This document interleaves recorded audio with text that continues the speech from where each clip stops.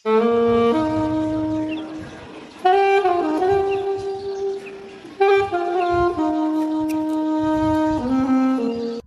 మీకు శుభములు. దేవుని ప్రజలుగా, క్రీస్తు చేత రక్షింపబడిన వారంగా మనందరికీ కూడా క్రీస్తు కొరకు జీవించవలసిన బాధ్యత ఉంది.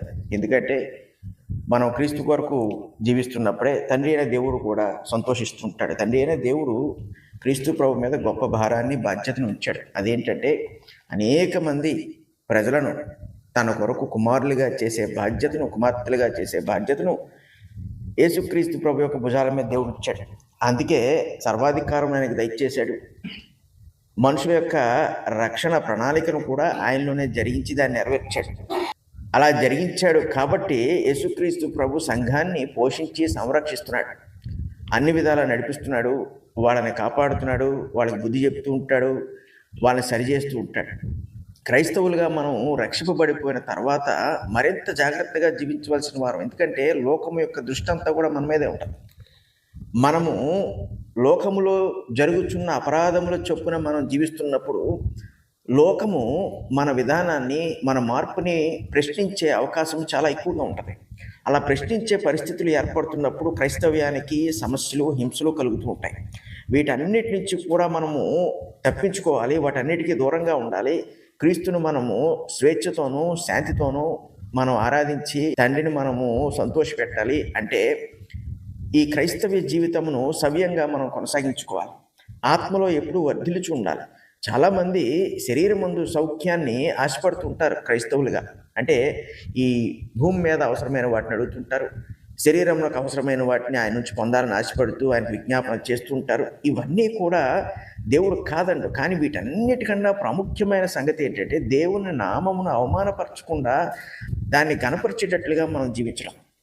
అలా జరిగినప్పుడే నిజముగా దేవుడు మన విషయంలో సంతోషిస్తూ ఉంటాడు. మనం చేసే ఆరాధనకు కూడా దేవుడు ఆయన ప్రశంసను దయచేస్తూ ఉంటాడు. ఇది మనము ఆలోచన చేయలేదనుకోండి, ఆలోచన చేయకపోతేనే దేవుడిని అవమానపరిచే పరిస్థితులు ఏర్పడుతూ ఉంటాయి, యేసు ప్రభుని దుఃఖపరిచే పరిస్థితులు ఏర్పడుతూ ఉంటాయి. కాబట్టి క్రైస్తవులుగా మనం జీవిస్తున్నప్పుడు మనము దేవుని వర్తమానమును ఎప్పటికప్పుడు వింటూ ఉండాలి. వాక్య సంబంధమైన వర్తమానం వింటూ ఉండాలి. ఆత్మ ద్వారా దయచేయబడుచున్న జ్ఞానమును మనం వింటూ ఉండాలి. ఎందుకంటే ఈ రోజుల్లో మొదటి శతాబ్దం నుంచి జరుగుతున్నప్పటికీ ఇప్పటి కాలంలో కల్మషం అనేది మరింత ఎక్కువైపోయింది. అంటే క్రైస్తవం కలుషితం అయిపోయింది. ఎవరి వల్ల అంటే ప్రధానంగా బోధించుచున్న వారి వల్లే. రకరకాల బోధల వల్ల ప్రజలు రకరకాలుగా ప్రభువుని ఆలోచన చేయటము, దేవుణ్ణి ఆలోచన చేయడం జరుగుతుంది. ఒకడు దేవుణ్ణి ఒక రకంగా పరిగణిస్తే ఇంకొకడు ఇంకొక రకంగా పరిగణిస్తున్నాడు. ఒకడు క్రీస్తుని ఒక రకంగా ఆలోచన చేస్తుంటే ఇంకొకడు ఇంకొక రకంగా ఆలోచన చేస్తున్నాడు. ఇలా ఎందుకు చేయడం జరుగుతుందంటే దేవుని విషయంలో పూర్తిగా దేవునికి లోబడని వారు సువార్తలోకి రావటమే. అపవాది వీళ్ళందరినీ కూడా తీసుకొస్తున్నాడు. ఇలా తీసుకొచ్చి నిజముగా విశ్వాసము కలిగి క్రీస్తుకు నమ్మకంగా జీవించాలని ఆశపడుచున్న వారందరినీ కూడా వాడు చెరపడానికి ప్రయత్నం చేస్తున్నాడు. అందుకే అనేక రకమైన బోధలు మనం వింటూ ఉంటాం. ప్రతివాడు కూడా వాడికి వచ్చిన జ్ఞానముతో వాడు బిగ్గరగా మాట్లాడుతూ ఇదే సత్యమని చెప్తున్నప్పుడు వినుచున్న వారు ఎంత కన్ఫ్యూజన్లో ఉంటారు. కాబట్టి వాక్యానుసారమైన వర్తమానములు దేవుడు దయచేస్తున్నాడు. కానీ వాటిని మనము విని గ్రహించి ఆ ప్రకారముగా జీవించవలసిన వారం అయి ఉన్నాం. ఇప్పుడు ఎందుకు ఇలా జరుగుతుంది అంటే మనం ఒక విషయంలో జాగ్రత్త పడాలి, మరి ముఖ్యంగా ఈ దినాల్లో. ఎందుకంటే బయట నుండి కూడా క్రైస్తవ్యానికి ఒత్తిడి ఎక్కువ వచ్చేసింది. కారణం ఏంటంటే లోన ఉన్న పరిస్థితి బాగాలేదు. లోన అంతా గందరగోళంగా ఉన్నప్పుడు చూస్తున్న వారందరూ కూడా వాళ్ళు జీవిస్తున్న జీవన విధానము కన్నా ఇది అసహ్యంగా ఉన్నప్పుడు క్రైస్తవ్యం మీద ఒత్తిడి పెరిగిపోతుంది. మనము మన స్వేచ్ఛను పోగొట్టుకుంటున్నాం. అంటే ఒక విధంగా చెప్పాలంటే మనం కూర్చున్న కొమ్మను మనమే నరుక్కుంటున్నాం. అది విరగదు కదా అనుకుంటూ మనం అదే చేస్తున్నాం అనుకోండి, ఏదో ఒక రోజు అది విరిగిపోతుంది. అప్పుడు సడన్గా మన స్వేచ్ఛ అంతా హరించిపోతుంది. ఇలాంటి పరిస్థితులు రాకుండా ఉండాలంటే ఎవరైతే సువార్తను పాడు చేయుచున్నారో వారిని గుర్తించవలసిన వారమై ఉన్నాం. ఎవరైతే క్రీస్తు విషయంలో అపరాధం చేయుచున్నారో, క్రీస్తుకు విరోధంగా మాట్లాడుతున్నారో, ఎవరైతే తండ్రి విషయంలో తప్పుగా ఆలోచన చేస్తున్నారో, తండ్రిని క్రీస్తుని వేరు చేసినట్లుగా మాట్లాడుతున్నారో, ఈ దోషము ఎప్పుడైతే జరిగిందో మిగిలిన విషయంలో అన్నిటిలో కూడా పరిశుద్ధత ఉండదు. అంటే యేసుక్రీస్తు విషయంలో, తండ్రి అయిన దేవుని విషయంలో, పరిశుద్ధాత్మ విషయంలో ఎవరైనా సరే దురభిప్రాయంతో మాట్లాడుతున్నా, వాక్యానికి వ్యతిరేకంగా మాట్లాడుతున్నా, పాపము నుండి వినుచున్న వారు విడుదల పొందే అవకాశం ఉండదు. ఎందుకంటే ఎక్కడ దోషపూరితమైన సువార్త ఉందో, లేదా వర్తమానం ప్రకటింపబడ్డం అనేది ఉందో, అక్కడ రక్షింపబడటకు అవకాశం ఉండదు. ఇప్పుడు ఈ దోషపూరితమైన వర్తమానాన్ని వింటున్న వాళ్ళందరూ కూడా వాళ్ళు అనేకమైన వారు అయ్యారనుకోండి, అప్పుడు సమస్యలు తలెత్తుతూ ఉంటాయి. క్రీస్తు కొరకు బ్రతకడం అంటే క్రీస్తుని ధరించుకుని, క్రీస్తు యొక్క మనస్సును కలిగి, అంటే క్రీస్తు స్వభావం కలిగి మనం జీవించడం. ఇది చిన్న విషయమేమీ కాదు. దేవుడు ఒక్కసారి మన క్రీస్తు ద్వారా రక్షించుకున్నాడంటే ఆయన మన విషయంలో ఎంతో ఆనందిస్తున్నాడు. ఒకటి, రెండు, ఎంతో మన నుండి ఆశిస్తున్నాడు. ఎందుకు? దానికి కావలసిన పునాది అంతా కూడా వేసేసాడు. మన నుండి ఆశిస్తున్నాడు అంటే అర్థం ఏంటంటే అందుకు మనల్ని సమర్థులుగా చేశాడు. ఇదివరకు ఎప్పుడు మన నుండి ఆశించలేదు. కారణం ఏంటి? మనం పాపులుగా ఉన్నాం. పాపి నుండి దేవుడు ఏమి ఆశించడం, ఎందుకంటే వాడేమి ఇవ్వలేడు. కానీ పరిశుద్ధపరచబడిన వాడి నుండి దేవుడు ఆశిస్తాడు. ఎందుకంటే దేవుడు అనుగ్రహించిన పరిశుద్ధతలో నుండి వాడు దేవుడికి దయచేయగలడు. కాబట్టి క్రీస్తుకు మనము శిష్యులుగాను దాసులుగాను ఉండడానికి అవకాశం ఉంది. నమ్మకమైన దాసులుగా ఉండడానికి అవకాశం ఉంది. ఈ సువార్తను కలుషితం చేసే వాళ్ళ విషయంలో జాగ్రత్తగా ఉండాలి. వీళ్ళనే మనము పులియ చేయవారు అంటాం. అంటే ఏంటంటే పాడు చేయవారు. ఈ పులియ చేయవారి నుండి మనం ఎప్పుడూ కూడా జాగ్రత్త పడుతూ ఉండాలి. అంటే మనకి వాక్యం తెలుస్తూ ఉండాలి, దేవునితో మనకి అనుసంధానం కలిగి ఉండాలి, అన్యోన్యమైన సహవాసం యేసుక్రీస్తు ప్రభుతో ఉండాలి. యేసుక్రీస్తు ప్రభు విషయంలో, దేవుని విషయంలో మనము నిరపరాధులుగా ఉంటూ ఉండాలి. ప్రకటన గ్రంథము 3వ అధ్యాయము 1వ వచనంలో యోహాను ద్వారా యేసుక్రీస్తు ప్రభు పంపుచున్న వర్తమానం చూడండి. ఇక్కడ ఒకసారి, సార్దీసులో ఉన్న సంఘపు దూతకు ఇలాగు రాయము, 7 నక్షత్రములను దేవుని 7 ఆత్మలను గలవాడు చెప్పు సంగతి ఏమనగా, నీ క్రియలను నేను ఎరుగుదును. ఏమనగా, జీవించుచున్నావన్న పేరు మాత్రం ఉన్నది కానీ నీవు మృతుడవే. ఈ మాట సార్దీసు సంఘంలో ఉన్న వాళ్ళు విన్నప్పుడు వాళ్ళు ఎంత షాక్ అయి ఉంటారు.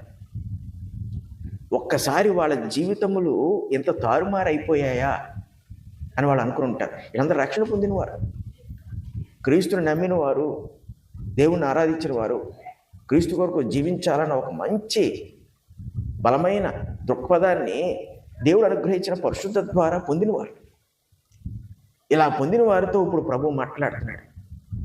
ఒక విషయం మనం ఎప్పుడు జ్ఞాపకం ఉంచుకోవాలి.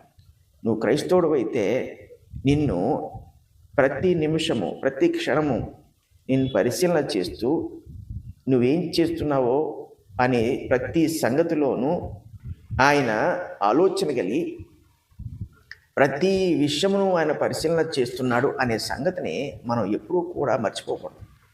మనం ఒక వ్యక్తి కొరకు, ఒక పరిస్థితి కొరకు జీవించకూడదు.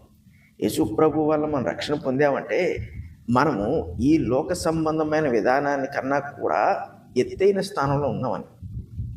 ఇప్పుడు మనము ఎవరి కొరకు బ్రతుకుతున్నామో కూడా మనకు అర్థమైపోవాలి. దురదృష్టం ఏంటంటే సార్దీసు సంఘము గాడి తప్పింది. యేసు ప్రభు వాళ్ళని చూశాడు, వాళ్ళకి రక్షణ అనుగ్రహించాడు. ఇప్పుడు రక్షణ అనుగ్రహించిన వారు ఎలా జీవించాలి? కానీ అలా వీళ్ళు జీవించట్లేదు. ఇక్కడ అంటున్నాడు చూడండి, ఆ సంఘపు దూతకు రాయము అంటున్నాడు.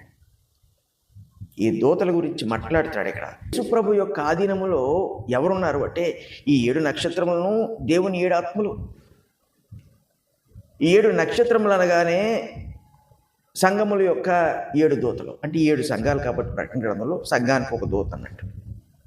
అలాగే 7 ఆత్మలు అనగానే 7 దీపస్తంభముల మీద వెలుగుచున్న దీపములు. 7 దీపస్తంభములు ఎవరు అంటే అవి సంఘాలు, 7 సంఘాలు.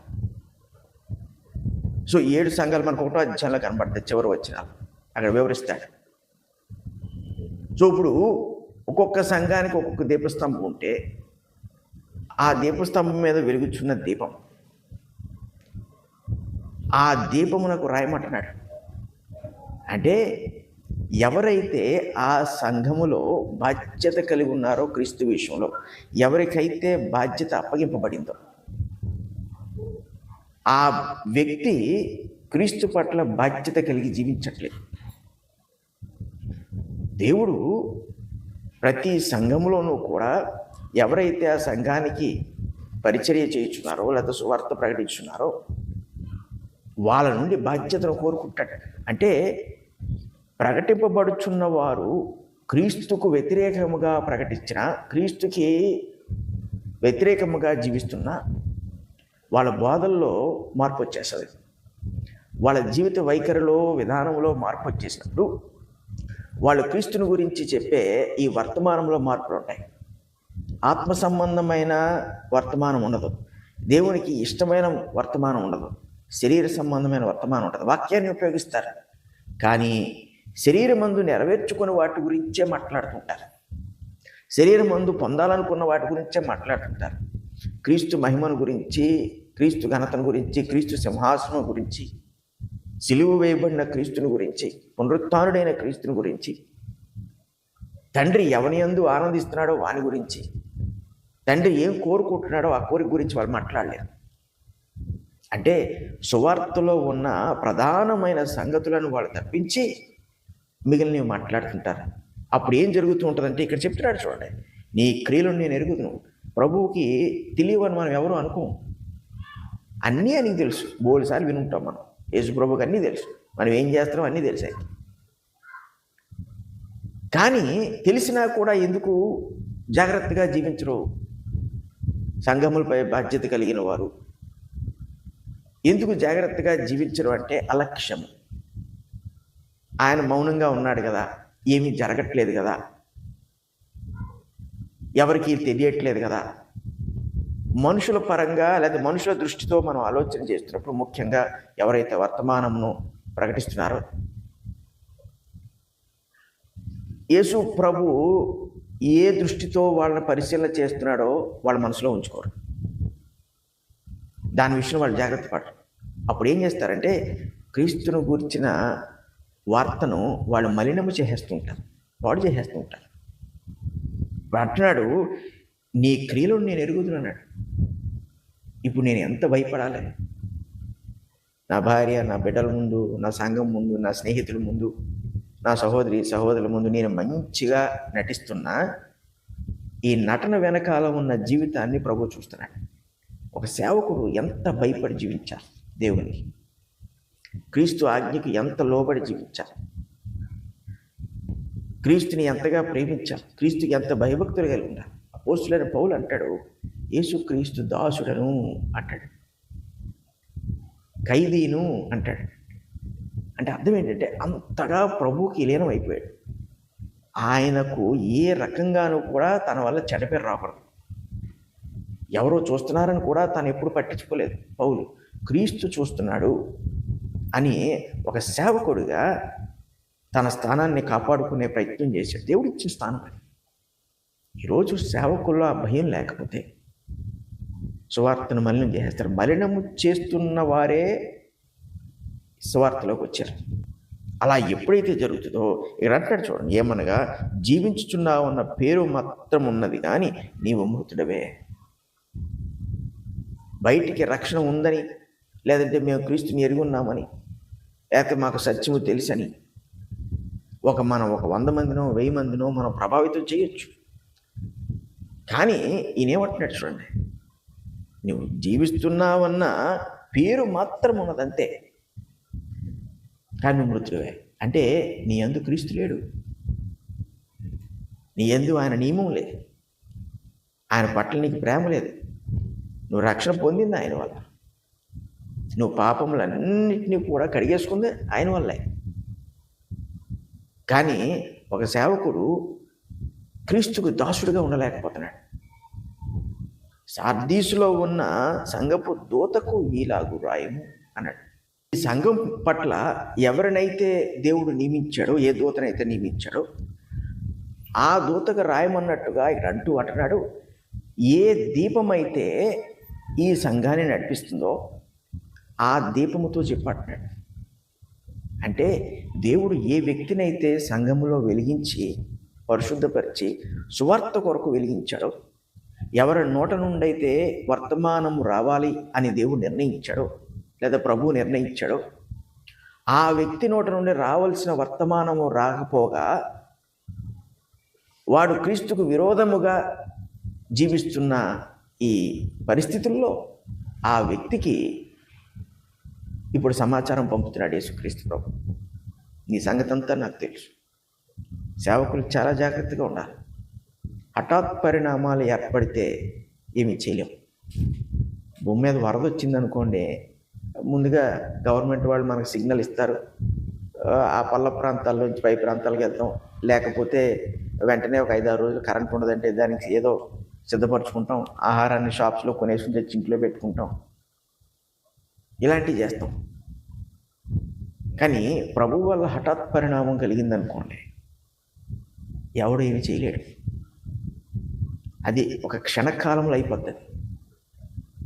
అసలు ఒకవేళ పశ్చాత్తాపడదామని ఆలోచన కూడా రాకుండానే ముగింపు అయిపోద్ది జీవితం.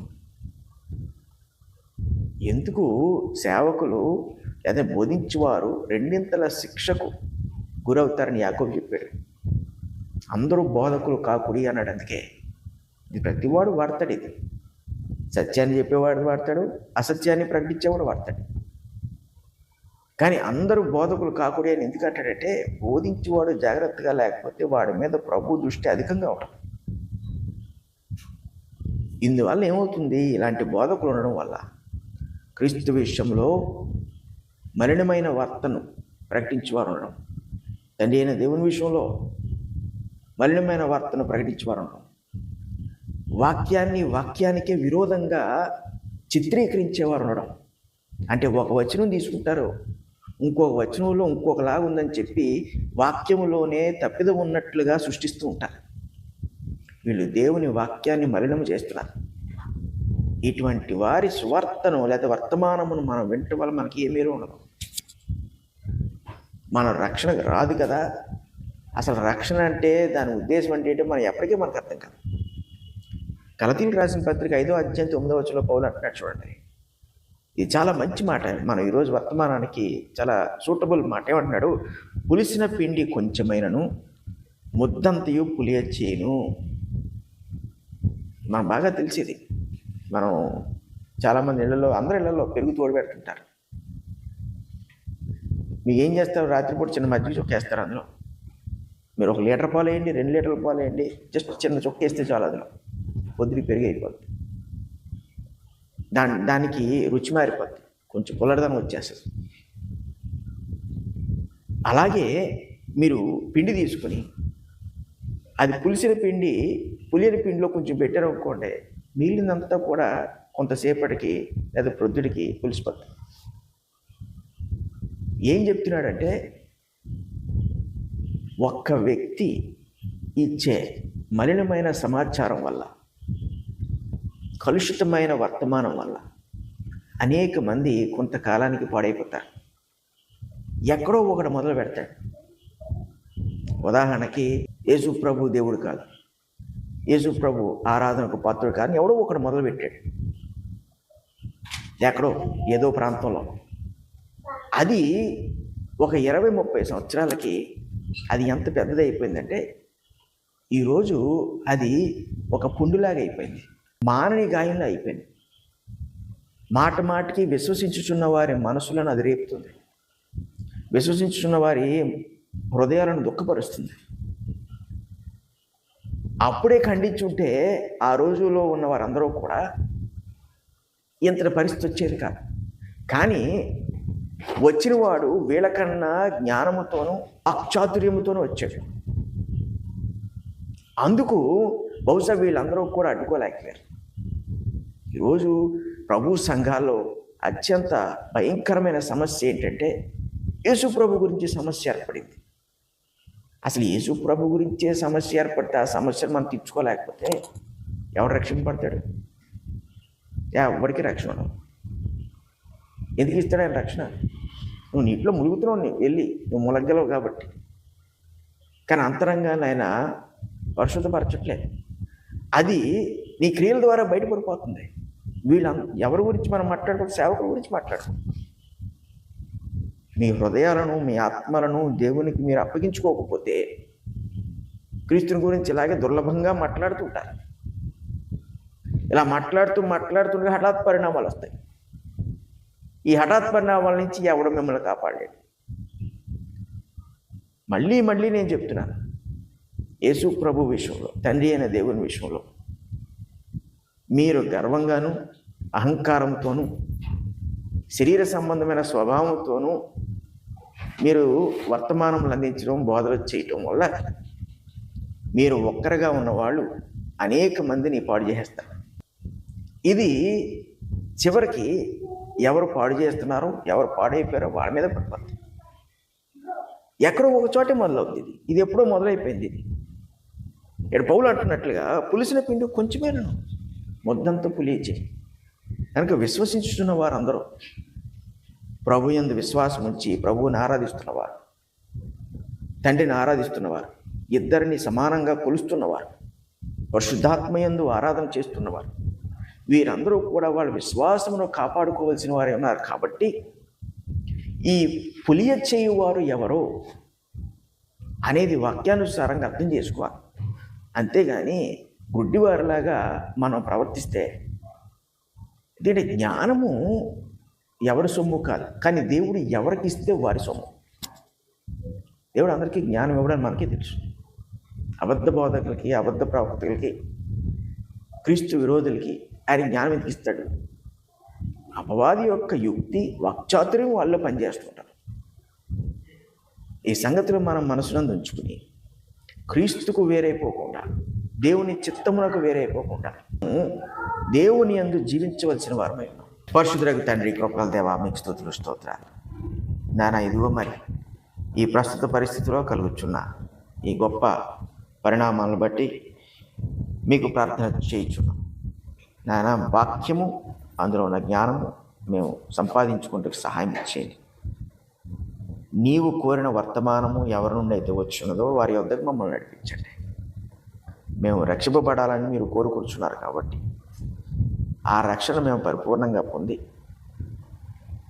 వాక్యాన్ని అవమానపరిచేవారి నుండి, వాక్యమును విరోధముగా చూపించేవారి నుండి, విభజన కలుగు చేయించున్న వారి నుండి కాపాడమని ఈ సంఘమును నాయన మీరు మీ కృపలో భద్రపరచుకోమని యేసు పరిశుద్ధ నామమున అడుగుచున్నాము తండ్రి.